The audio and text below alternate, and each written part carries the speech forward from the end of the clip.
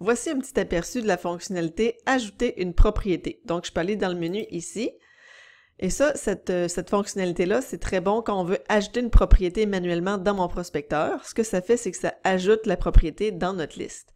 Et c'est très bien pour, par exemple, si quelqu'un nous donne un tuyau ou qu'on se promène en auto et qu'on voit une maison qui pourrait avoir une belle opportunité. Dans le fond, c'est qu'on peut l'ajouter dans notre outil de gestion et gérer cette propriété-là en prenant nos notes, faire nos suivis, etc. Donc, je peux entrer mon adresse ici. On peut inscrire le type de propriété. Si j'ai les coordonnées du propriétaire, je peux les rentrer.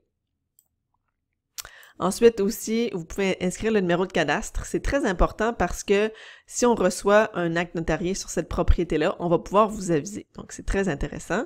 Et vous pouvez écrire des notes. Ici, j'ai vu cette maison en auto. Voilà. J'enregistre la note et j'enregistre la propriété. Donc, ce que ça fait, c'est que ça va créer une fiche de propriété, comme les autres.